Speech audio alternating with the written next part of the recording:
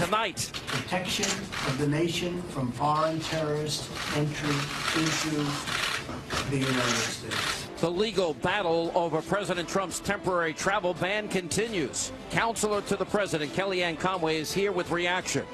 The border is soft and weak. Drugs are pouring in, and I'm not going to let that happen. Then our Hannity producers did a ride-along with the Border Patrol to see how bad things really are today on our southern border. Geraldo Rivera weighs in. The men and women of the United States military, they are the greatest fighters and the greatest force of justice on the face of the earth. And President Trump outlines his vision for America's military and also the looming showdown ratcheting up with Iran. We'll check in with Colonel Oliver North, and he'll react. Much of the media, not all of it, is very, very dishonest. Plus, President Trump fights back against endless smears from the abusively biased press. Larry Elder, Mercedes Schlapp respond. Hannity starts right here, right now. And welcome to Hannity. A fierce legal battle is brewing over President Donald Trump's extreme vetting executive order as liberals and the left continue to be willing to gamble with the lives of you, the American people. And that is tonight's opening monologue. So the legal back and forth is complete and total nonsense because we shouldn't even be at this point in the first place, and here's why. Now, this is a classic example of activist judges ruling based on their own personal opinions and not on what the law actually says, judicial activism. Because if you look at the U.S. code that pertains to President Trump's executive action, let me put it up on the screen. It reads, quote, whenever the president finds that the entry of any aliens or any class of aliens into the U.S. would be detrimental to the interest of the United States, he may by proclamation and for such period as he shall deem necessary suspend the entry of all aliens or any class of aliens as immigrants or non-immigrants, or impose on the entry of aliens any restrictions that he may deem to be appropriate. Now, Daniel Horowitz, our friend over at Conservative Review, he wrote an article entitled Rogue Judges Undermining Our Sovereignty, and here's how Congress can stop them. Now, in it, Horowitz argues that the judiciary branch of our government, especially on the lower levels, has been utterly polluted by progressive judges who decide rulings that are based on personal or political opinions, not on the law, not on standing, not on the Constitution. So in other words, a lawsuit can be brought before a liberal judge, they can go judge shopping, or in a liberal-leaning court, and it can have a national impact like what we are now seeing playing out. Now, according to Horowitz, Congress should work to take back their power from these activist courts in order to protect you, the American people, our sovereignty, and the rule of law. Now, for example, the U.S. Ninth Circuit Court of Appeals, where this legal battle is now playing out, is known by all to be the most liberal federal appeals court in the country. And if you look at the Seattle-based federal judge, James Robart, who put a temporary halt to the president's extreme vetting executive order on Friday, well, he has a history of questionable rulings. And according to the Seattle Times, during a hearing last year on police reform, well, Judge Robart, he declared, quote, Black Lives Matter. Of course, all lives matter. And then there is the out-of-control liberal hypocrisy that is on full display here. For example, Senator Chuck Schumer, he's crying foul over the president's executive order, but what the senator is not telling you, that back in 2015, he actually said a pause on admitting refugees into the country could be necessary. Then there's the two most recent Democratic presidents. They argued in favor of tougher immigration laws. Let's take a look at Bill Clinton. This is back in 1995 during his State of the Union address. Take a look. All Americans, not only in the states most heavily affected, but in every place in this country, are rightly disturbed by the large numbers of illegal aliens entering our country. The jobs they hold might otherwise be held by citizens or legal immigrants. The public service they use impose burdens on our taxpayers. That's why our administration has moved aggressively to secure our borders more, by hiring a record number of new border guards, by deporting twice as many criminal aliens as ever before, by cracking down on illegal hiring, by barring welfare benefits to illegal aliens. We are a nation of immigrants, but we are also a nation of laws. It is wrong and ultimately self-defeating for a nation of immigrants to permit the kind of abuse of our immigration laws we have seen in recent years, and we must do more to stop it. Nation of immigrants, nation of laws, it's self-defeating. Doesn't that sound a lot like President Trump now? It does, right? Now, of course, back when President Clinton said it, there was collective outrage from the left. Never happened. And if that's not enough for liberals, there's also President Obama. This is him back in 2014 saying this. Let's look at more hypocrisy. Today, our immigration system is broken, and everybody knows it. Even as we are a nation of immigrants, we're also a nation of laws. Undocumented workers broke our immigration laws, and I believe that they must be held accountable. If you're a criminal, you'll be deported. If you plan to enter the U.S. illegally, your chances of getting caught and sent back just went up. The actions I'm taking are not only lawful, they're the kinds of actions taken by every single Republican president and every single Democratic president for the past half-century. And to those members of Congress who question my authority to make our immigration system work better, or question the wisdom of me acting where Congress has failed, I have one answer. Pass a bill. Wow, there you have it. Now, the only reason liberals are resisting President Trump's action on extreme vetting is they're trying to score cheap political points. Now, it doesn't matter that President Obama and Congress came up. They're the ones that came up with a list of the 7 countries that President Trump referred to in his executive order. And liberals, they don't seem to mind one bit that, according to the New York Post, visa holders from these 7 countries that have ties to terror and extremism are now rushing into the country while they can, thanks to the courts. Now, President Trump's policy is very straightforward. Instead of twisting and misrepresenting Donald Trump's intentions, well, the left should listen very closely to what the president said earlier today. Listen closely, especially if you're a liberal.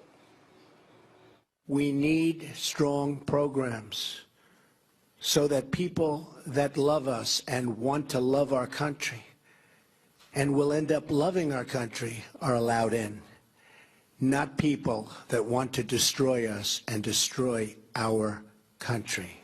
My message to the left tonight is very clear. You want to keep playing games, you go right ahead. But know this, if one American loses their life, is killed as a result of letting in dangerous, unvetted people into this country, you are to blame. And you will have blood on your hands, and you can explain that to the American people why you put politics ahead of their safety. Earlier today, I spoke to the special counselor to the president, Kellyanne Conway, and here's what she said. Kellyanne, good to see you. Hi. You know, you look at the history of all this, seems to me to be all politics, great hypocrisy on display. What if somebody that is not vetted is killed in the meantime? What does that mean? Are they willing to gamble with American lives? Well, this is the president's entire point, Sean. He has a right, he has a responsibility, the authority, and indeed the duty to protect Americans, and that's what he's trying to do here. And the statute that you read, the past comments from liberals like President Obama and President Bill Clinton are very closely aligned with what President Trump is trying to do now as our commander-in-chief and president. We find that the particular order coming out of the Seattle judge is overly broad. It's a nationwide injunction. He referenced religion when, in fact, that has nothing to do with the executive order. It's not in there. And the fact is that we don't even know if these states that sued have standing. Individuals have standing, and individuals usually need to show harm and damages. You know, the other thing is the total dishonesty here. I'm going to put up on the country, on the screen, 43 countries, okay? Majority Muslim countries, representing 90% of the world's Muslims, are not included in the ban, including Indonesia, 258 million Muslims, Egypt, 95 million, Bangladesh, 156 million, Pakistan, 201 million. But the news media keeps saying it's something it's not. That's got to be frustrating when they say it's a litmus test, as Chuck Todd has said, a religious test, or a Muslim ban. What is your reaction to the false reporting? Well, the reaction is that President Obama himself said that these same 7 countries needed special screening. They weren't just picked out of a hat. They were actually designated by President Obama and the Congress as in need of special screening. They have a tradition, a history of training, harboring, and exporting terrorists, and we've seen that. And there's an article that's not getting much play today that I really want to call to everybody's attention. It's in the Associated Press by Eric Tucker, and he basically fact-checked the judge in Seattle, Judge Robarton, said the judge was incorrect when he said that no one has been arrested for extremism under this kind of... I pointed that out on my radio show. You're exactly right. I appreciate that. And it's such an important thing for everybody to note, because the judge from the bench had asked the attorney how many people have actually been arrested under this type of order, and she said, I don't know, and he said, I'll tell you, 0, and that's just not true. And I'm sure that everybody can look. It's Eric Tucker, Associated Press. I don't hear the media covering this. This should be the biggest story of the day, in that, especially since they're, he was wrong, but he did it from the bench. All of us are wrong once in a while, Sean, and we apologize and immediately rectify. But this is the judge who then said that issued a nationwide injunction from the bench in Seattle in the Ninth Circuit, and was just wrong from the bench in what he said about what this type of extreme vetting would provide or could have prevented had it been in place earlier. Kellyanne, there are many countries that if you have an Israeli passport, Muslim countries that do not let you in their country just because you have an Israeli passport. I want to put up on the screen and show you something. That sounds like a religious test. Yeah, that does sound like a religious test. This is not. Democracy Matters, Strategic Plan for Action. This was discovered by the Washington Free Beacon. It involves David Brock. And inside this memo, it has plans for defeating Trump, through impeachment, through government misinformation, the midterm elections, and more importantly, filing lawsuits against the Trump administration. So that's pretty much telling me that they're going to judge shop for the next 4 years to defeat the administration on every agenda item. How do you combat that?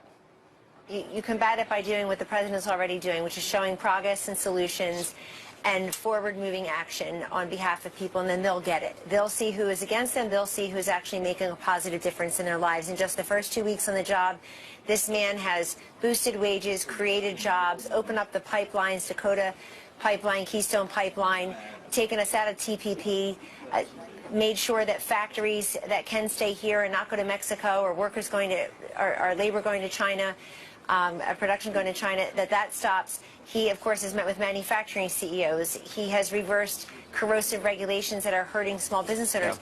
Presidents are judged by their accomplishments over time and the real impact they've had on people.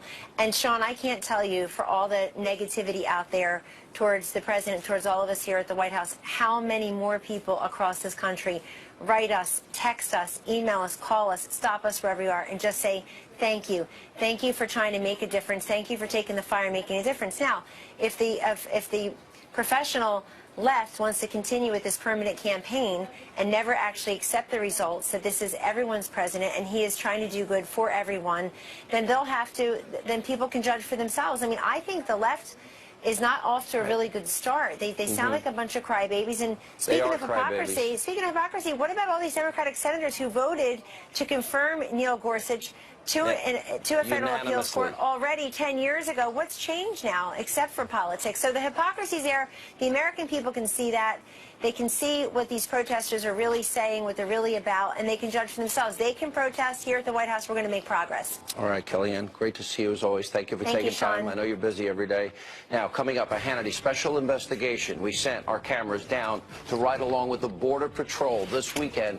Look at what they found. Among many things, 400 pounds of drugs. That's coming up next. We'll also get reaction from Geraldo, and also tonight. Live from America's News headquarters, I'm Kelly Wright. Good evening. Here's what's happening. A federal appellate court will hear oral arguments tomorrow night over a lawsuit challenging President Trump's travel and refugee ban. Washington State and Minnesota filed lawsuits last week saying the ban is harming residents and effectively mandated discrimination. The Justice Department says the issue is a matter of national security and is well within the president's authority. A Seattle judge's ruling Friday put a hold on the ban nationwide. A marathon session is underway in the Senate. That's where Democrats are scheduled to speak for 24 hours in an attempt to derail President Trump's nominee for Education Secretary, Betsy DeVos. A final confirmation vote is expected by 12 p.m. Eastern Time tomorrow. The White House has called DeVos an unbelievable champion of education. That's a look at news. I'm Kelly Wright. Back now to Hannity. Mexico, with the United States, has out-negotiated us and beat us to a pulp through our past leaders. They've made us look foolish. We have a trade deficit of $60 billion with Mexico. On top of that, the border is soft and weak. Drugs are pouring in, and I'm not going to let that happen. All right, that was President Trump vowing to stop the cartel-fueled drugs and violence from pouring into our country from Mexico. So the question is, just how bad is the situation down at the southern border? Now, last week, we sent one of our producers to Arizona to check it out for you. And what they found, once again, is shocking. Watch this. How far south are you? We have our type of fencing here that allows us to see through the fence and address any threats that might be approaching the fence. This is where the pedestrian fencing ends. We're about 5 miles west of the city of Nogales. The terrain in this location is, as you can see, is very rugged.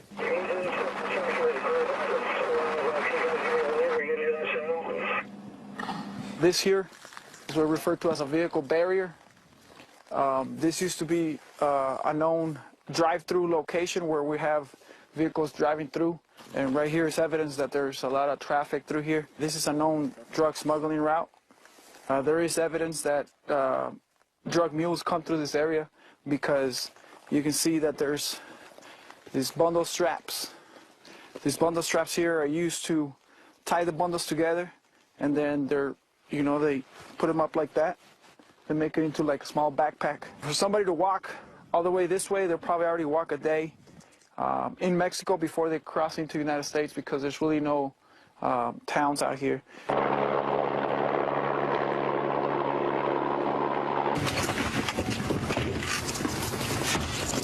Right now we're about southwest of Ajo, Arizona. So we had air support picked up a group of suspected drug mules in the area. One agent interdicted a group, and he has contraband with him. While agents were responding, one of the agents came across what seems to be abandoned marijuana. Doesn't look like it's part of the group we're working, but sometimes we get close to the area and drug mules abandon their load, and then they ride back to Mexico to avoid apprehension. Each of these bales weighs around 50 pounds. They're about 20 kilos a pack. What we're going to do right now is we're going to try to get close to assist the other agent that's in need right now. We don't know if they're outstanding individuals. The good thing is that we got air support nearby, and they're trying to find a safe zone to land and help them out with that.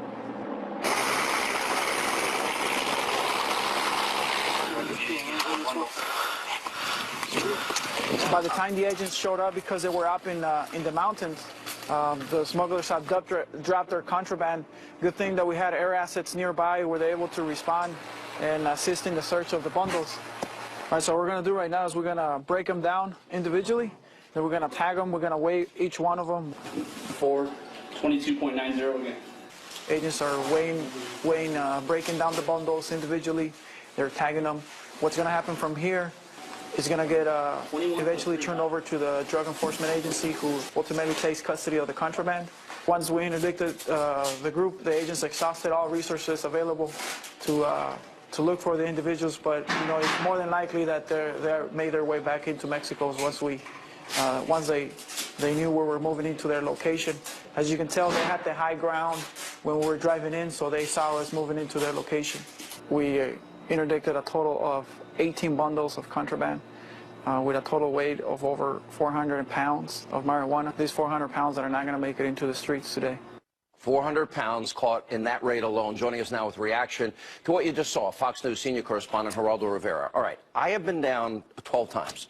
Horseback, all-terrain vehicle, boats, helicopters. Me on horseback was funny, by the way.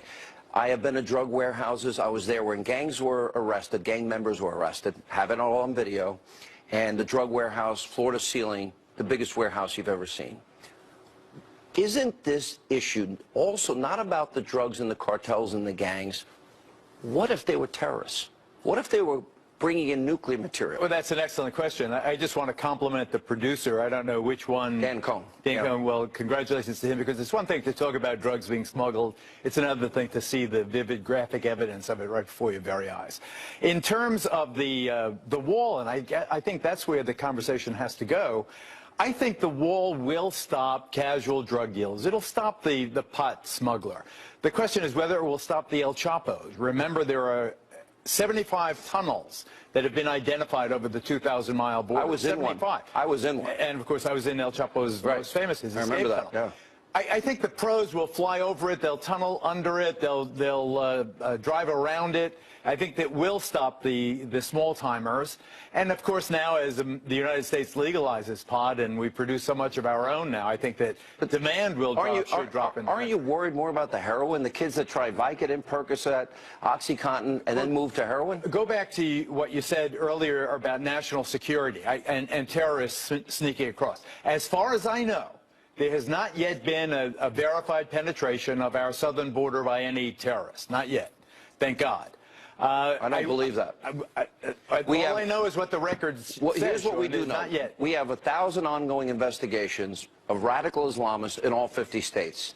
That's just a fact. Where they came from, we don't know. But did you notice there was a fence in most of the area that you were talking about? So would a fence twice as high work twice as well? Double I'm fencing not so sure. across most of the border, and then there are other techniques. Here's the thing. You know, I've withdrawn my objection. I think that if you're willing to spend, if the taxpayers of the United States are willing to spend up to $25 billion, I think that what you have to see now, and the most interesting thing is within the Republican Party, people like Senator John Cornyn and others of Texas and others are saying or beginning to say, wait, as infrastructure priorities go, this is not the top of our list. We have to really make sure that there's a spending offset where the budget doesn't go to hell in a handbasket. That goes for all spending, and I know that's a priority, but national security's got to be the #1 priority. Up next tonight here on Hannity. The men and women of the United States military, they are the greatest fighters and the greatest force of justice on the face of the earth. President Trump visited U.S. Central Command earlier today. We'll get reaction from War Stories host Oliver North. Is there a ratcheting up of tensions with Iran? President Trump also calling out fake news again. Larry Elder, Mercedes Schlapp weigh in on that. Also, Super Bowl 51 did not disappoint. We'll get reaction to the big game from my buddy Stephen A. Smith of ESPN. Straight ahead. The proof that our nation has been blessed by God, look no further than the men and women of the United States military. They are the greatest fighters and the greatest force of justice on the face of the earth and that the world has ever known. The challenges facing our nation, nevertheless, are very large, very, very large. We're up against an enemy that celebrates death and totally worships destruction. You've seen that. Very true. That was President Trump earlier today. He was talking to CENTCOM, and he was at MacDill Air Force Base in Florida. It was his first trip as Commander-in-Chief to the headquarters for the U.S. Central Command and U.S. Special Operations Command. During his speech, along with praising our fighting forces, President Trump promised that radical Islamic terrorism will be defeated. Here now with reaction, the host of War Stories, Lieutenant Colonel Oliver North. All right, Colonel, let me just lay out a history here, because there is a new sheriff in town. I don't think the media is seeing what's going on. General Flynn puts Iran on notice. President Trump tweets out, I'm not Obama. He was way too kind.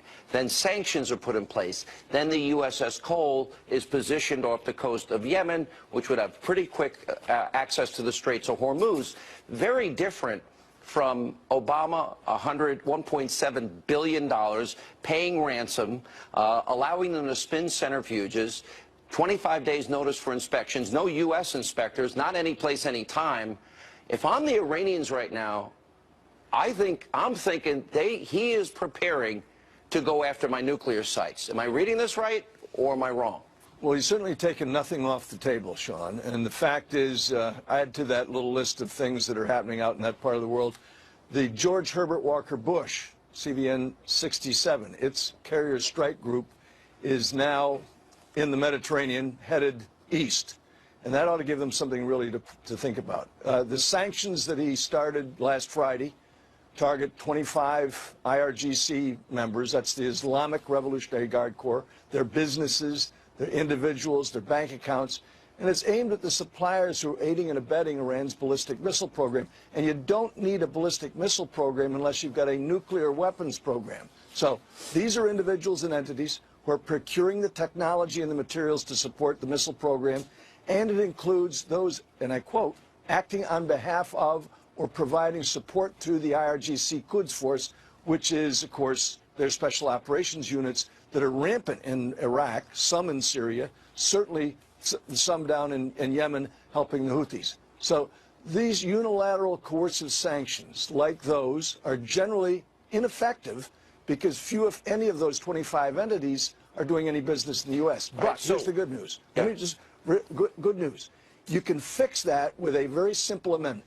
Follows. In 7 days, all businesses and banks doing any business whatsoever with the aforementioned Iranian entities and or similar entities in the Democratic People's Republic of Korea, the DPRK, will be barred from doing any business in the United States. That will stop that program. The Iranians precipitated this by firing the ballistic missile test that they had. Then they've been saber-rattling on top of that. We know Donald Trump doesn't want a protracted war, doesn't believe in a ground war. So we now have ourselves with a very complicated situation. A squared, B squared equals C squared. Iranian mullahs, the #1 state sponsor of terror, if they get nuclear weapons, they said they will use them. Yeah. Do you see a potential alliance with the United States, Great Britain, Saudi Arabia, the Egyptians, Jordanians, and Israelis to take out the nuclear sites that very cleverly are spread all throughout Iran, many of them underground, needing bunker buster bombs to get there? Do you think that that operation needs to be done? Whether or not they're planning it or not, that's a different story. Should we take that action?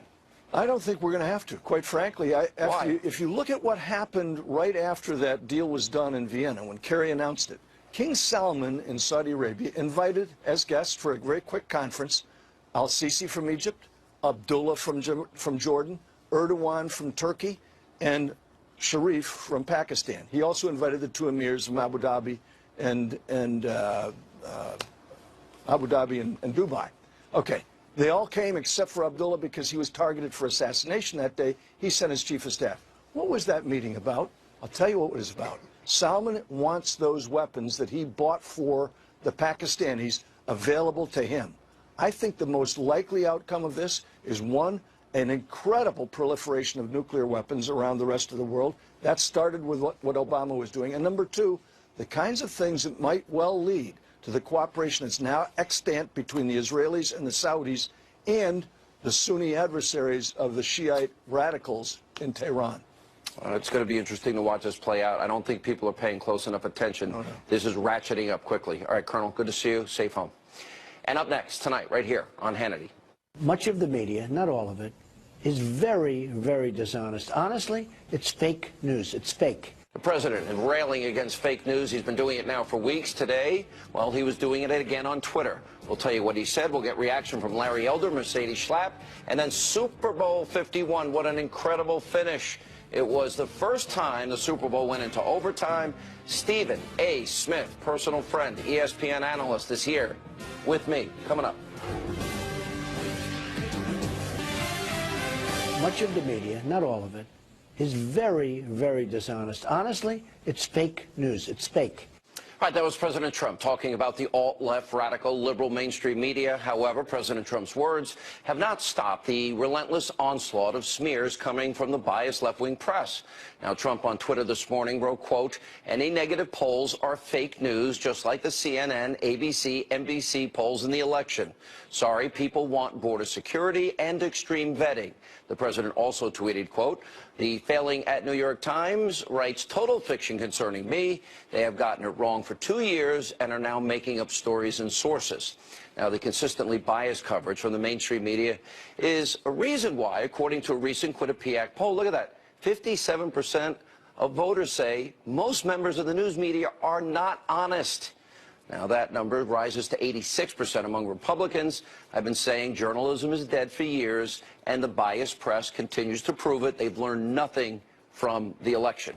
Here with reaction, Salem, nationally syndicated radio host Larry Elder, Fox News contributor Mercedes Schlapp. Sort of like Larry, the MLK bust that wasn't removed, or when 90% of Muslims are not included in the immigration ban, it's not a Muslim ban, especially the 40 Muslim-majority countries, or the threat that Donald Trump had a call with President Nieto of Mexico and was threatening to invade Mexico, or any of these other examples. There's so many now. It's like on a daily basis. What does this mean for the long term for those news organizations?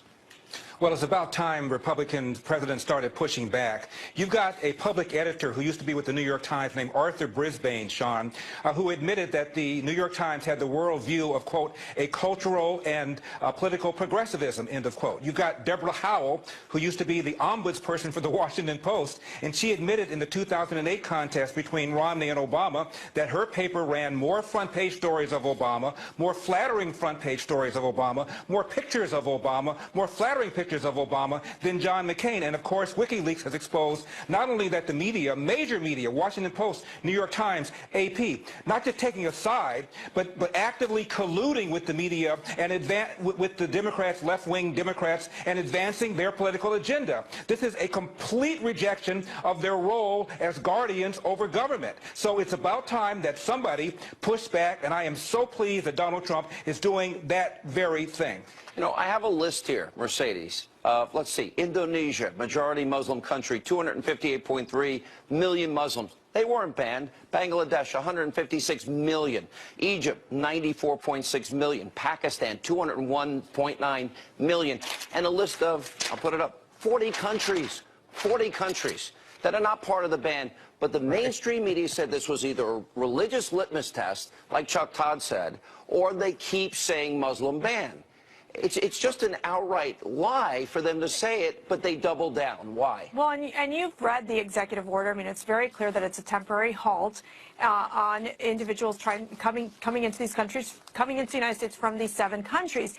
Why, I think, is a very simple answer. I think it's the fact that these journalists, for a long time, these liberal so-called journalists, have made it very much their goal to basically be as critical as possible of Donald Trump. They simply cannot accept the fact that this businessman, the underdog, won this election last year, and now they're having to report on him, and really what they're trying to do is that it is a lot of undermining Donald Trump. You go to the editorial pages of the Washington Post or the New York Times, it is anti-Trump rhetoric constantly. Now, I understand, and the newspaper will say, well, the editorial page is not linked to the rest, of the newspaper, but when you actually look at the news reporting, whether it was on the Martin Luther King bust, whether it was on President Trump, the threat on Mexico, they are just ridiculous allegations. Neil Gorsuch. Neil Gorsuch founded the Fascism Forever Club. That didn't happen either,